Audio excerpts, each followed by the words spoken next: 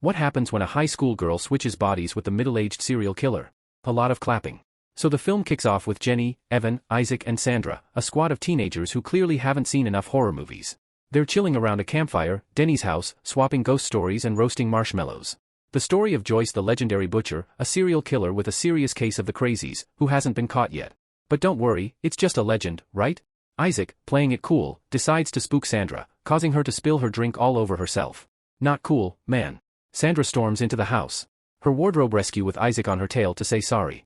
Once inside, Isaac gets distracted by Denny's dad's antique art collection, because who doesn't love dusty relics? He spots a unique dagger chilling in a crate and can't help but take a look. Meanwhile, Sandra's on a quest for some cleanup supplies. When Isaac leaves the dagger on the counter and ventures into the basement, he discovers a stash of vintage wine and grabs a bottle, but is startled by a sudden noise and drops it. Classic horror movie mistake. Out of nowhere, the butcher appears and gives Isaac a lethal wide bottleneck tie. Yikes. Poor Sandra gets the bathroom. The bush treatment in her school meets the toilet seat in a not-so-refreshing encounter. Evan and Ginny are blissfully unaware, having a good time, as if they're living in a rom-com, but not for long.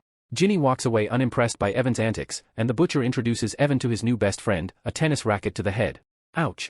Ginny, now in full panic mode, dashes into the mansion to play a high-stakes game of hide and seek. The butcher launches a spear in her direction, but he must have skipped his morning coffee because he misses. Ginny sneaks into a closet and finds a secret door, like she's a Narnia or something. She hears her parents return home and breathes a sigh of relief. Too soon? Jenny the butcher has other plans and gives her personal spear hug against the wall. And to top it off, he swipes at ancient dagger on his way out. Rude. Fast forward to Millie, the girl just trying to enjoy breakfast with her mom and cop sister, Charlene. Things have been tense since their dad passed away, but Millie's trying to keep it together. Charlene, not so much. She gets called into work and in a fit of passive-aggressive pettiness, tosses their breakfast in the trash, uncovering an empty liquor bottle because family drama pairs well with breakfast ride. Charlene rolls her eyes as she catches her mom hitting the sauce again. Like that he's auditioning for the next Real Housewives of Dysfunction.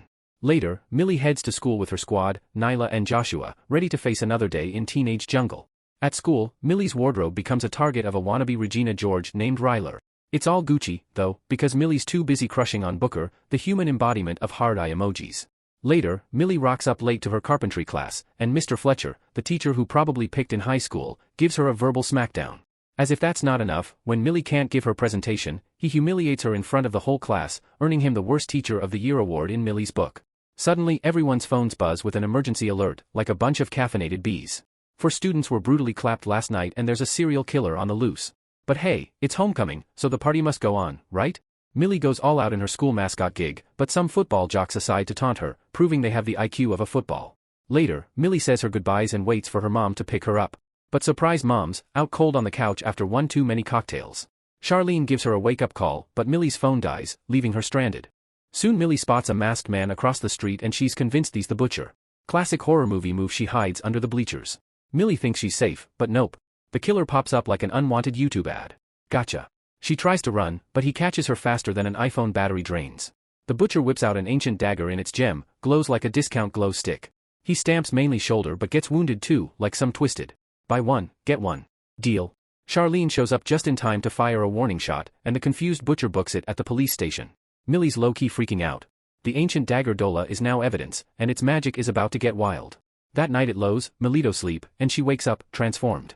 Looking around, she touches her chest and confusion. Meanwhile, the butcher wakes up in an old mill, also acting rather weird. Doll's witchcraft. His body swapped them. Billy is now a 6.5-foot serial killer while the butcher's trapped in a teenage girl's body. Yeah, boy. Back at Millie's house, the butcher and Millie's body is struggling to blend in, but he's got one goal. Kill the fam. He grabs a knife.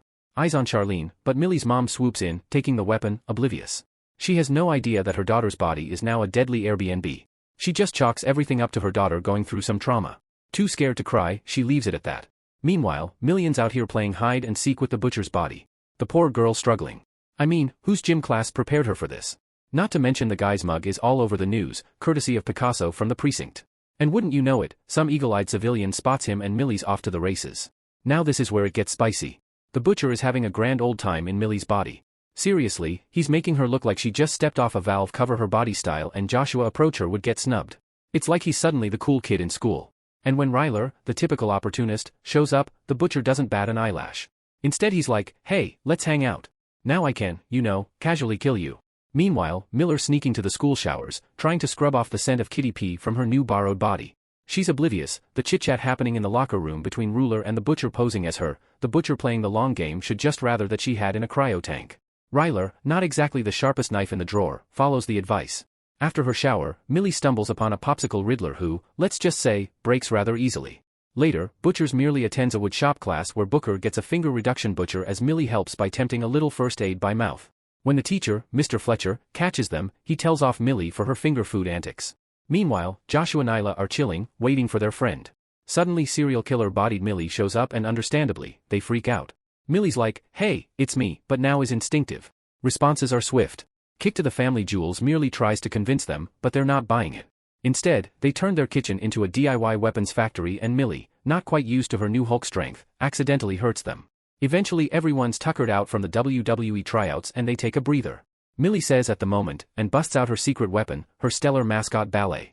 Moves a quiz about Millie-specific trivia later, and her friends are finally convinced it's really her. They relocate to the boys' bathroom for story time, where Millie spills the beans about the Aztec sacrificial dagger. The Dala. Joshua, a master Googler, learns that they've got 24 hours to reverse the body swap or they're stuck like this forever. Meanwhile, Millie is making the most of her new body and gives her bully a taste of his own medicine. Let's just say he had a bit of a wet experience. Finally, Joshua and Nyla regroup with Millie, determined to find the dollar before the sands of time run out. But first they got to stop the butcher from turning Millie's body into a serial killer's paradise. So get this. Our pal the butcher casually strolls back into Carpentry 101 with a vendetta against Mr. Fletcher. Mr. Fletcher, with the brave heart and a screwdriver, does his best to fend him off, but alas, he's no match for the butcher's meaty might and is seen straight out of a B-grade horror movie. Oh wait.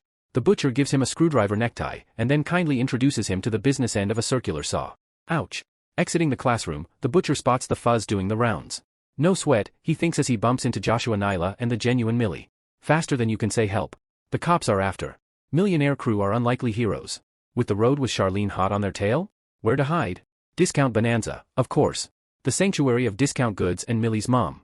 They find a locker room to hide in as Joshua, now Lego undercover as fashion stylist trying to find Millie a proper disguise.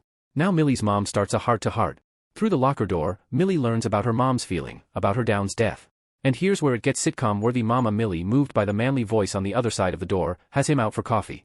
Millie panics, fumbles out of lie about being married. Saved by Charlene, they make a quick exit, leaving Millie with a mask and impaired vision in a twist of modern detective work. Joshua pulls up Instagram and finds the butcher's location, courtesy of a selfie-happy frat boy.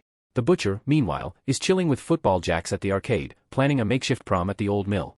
When Brett, one of the boys, steps out of line, the butcher whispers sweet nothings into his ear before grabbing a Swiss Army knife and beelining it for the haunted house. Booker, our knight in shining armor, smells a rat and rushes off the fan. Millie.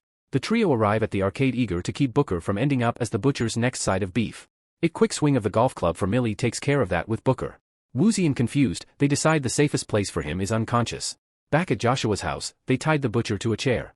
Had enough to make Houdini swat while Joshua plays jailer, Nyla Booker and Millie head off on a daring mission to the police station.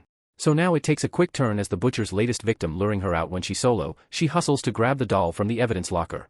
The plot thickens over Joshua as his mom walks in, more than a little curious about why Millie's trussed up like a Thanksgiving turkey. Joshua offers a white lie about a game, but mom's not buying it.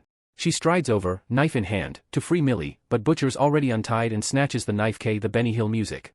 As the butcher chases them around the house, Joshua manages a daring escape into a room, slamming the door. But back at the station now he's got the dollar, but Charles back in her spidey senses tingling. She orders Nella to drop the doll and give it a golden fashion kick. Meanwhile, romance is blooming in the car. Booker comes clean about his crush on Millie and they share a kiss, awkward considering Millie's currently wearing the butcher's face. Suddenly they spot the butcher wearing Millie's body like a Halloween costume heading into the police station. Millie in the butcher's skin, of course, follows. Charlene doesn't miss a beat and shoots. Chaos ensues with Nylon the butcher scrambling for the dollar. The butcher gets the upper hand and the tagger slashing Niles's hand in bolding. Joshua almost ends up his road nose. The butcher speeds off. Charlene tries to wrangle millions of the holding cell, but Bunker's distraction gives Millie the chance to lock Charlene in and make a break for it with the gang. They're off to the old mill prom, but the clock's ticking. Booker sets a timer 13 minutes until Millie's stuck as the butcher forever. They split up to find the butcher currently chilling with Bread and company. The boy tried their best moves on him, not knowing he's got a different kind of action in mind. He cracks a bottle over one's head, slits another's throat, and gives Bread a close encounter with a chainsaw. Booker merely stumble upon the grisly scene and Booker splits to town. A la Joshua, meanwhile, fends off advances from Phil, the football player, because he's got no time for love, Dr. Jones. Suddenly, a hook tears through the wall, impaling Phil's eye. Millie swoops in, saves Joshua, and they rally annihilate to the cause. Booker OPs to stay back, playing decoy for the incoming cops. Millie tries for a Hail Mary, stabbing the butcher to get her body back, but a cop shoots the dagger out of her hand. In the chaos, the butcher grabs the dagger and Bolt now is hot on his heels, tackling him to the ground. Joshua seizes the ancient dagger and passes it to Millie. She takes the plunge, having her own body and reclaiming it from the butcher. The cavalry AK. The cops arrive just in time, pumping the killer full of lead. As the officers scoured the scene for evidence, Millie and Booker get cozy, capturing a romantic moment on film. But the butcher is not done yet. He's whisked away to the hospital, where he thinks his own death by slipping off the pulse oximeter on his fingertip. Back in Millie's house, she finds the back door ajar. Figuring her sis forgot to close up shop, she turns around, only to come face to face with the butcher knife at her throat. Charlene to the rescue. She pumps the killer full of lead, or so she thinks. The butcher's a step ahead, stealing all the bullets. Millie's mom comes in swinging, bashing the butcher's head with a bottle. Charlene scrambles to reload, but the butcher knocks her out. Or she can finish milligrams, a knife, but falters. Lacking the courage to finish the job, the butcher grabs her arm and smacks her in the head as he talks. Millie sees her chance to nail him where head counts. Charlene lands the killer blow with her chair and Millie seals the deal with the wooden stick to the heart. The butcher falls to his knees, rip in peace for good. Moral of the story, I can't believe they dragged Vince Vaughn into this.